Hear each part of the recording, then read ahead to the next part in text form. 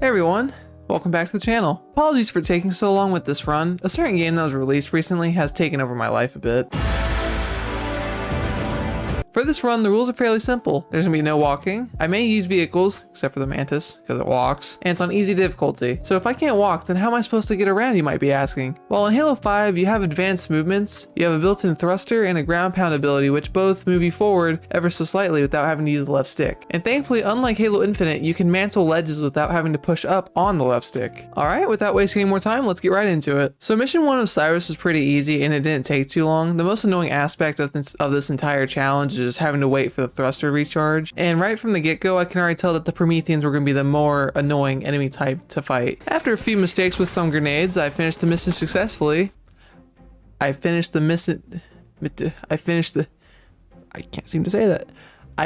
mission successfully without walking.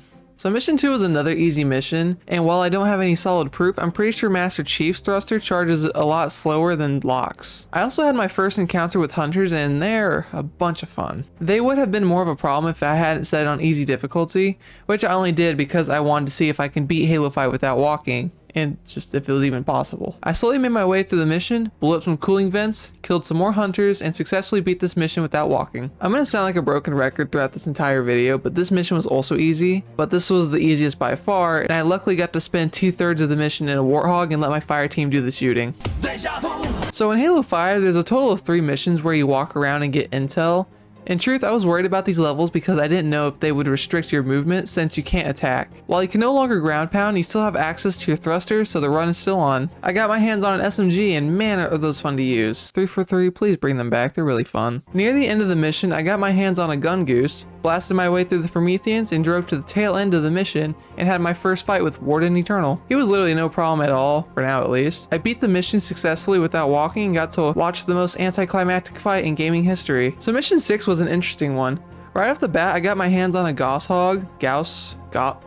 however you pronounce that, and managed to get into the space elevator after a few pushes and some strong determination. The ride up the space elevator was uneventful and had some encounters with more Prometheans, but were easily dealt with because of the Goshawk. Wait, what's happening?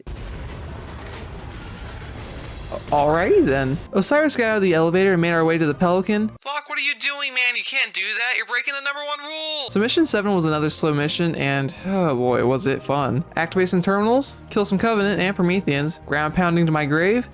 If you understood what she has become, you would not speak of such juvenile. And fighting the Warden. Again. Nonetheless though, I did manage to beat it without walking. Nothing noteworthy happened during the first half of this mission. I got let down by my team.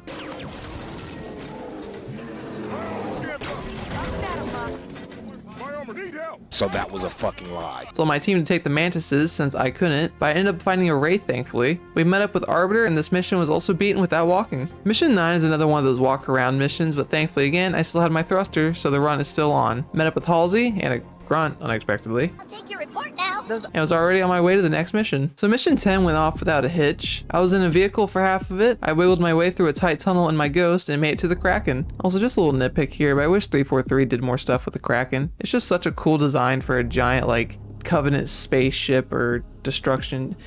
Basically just the big brother to the Scarab.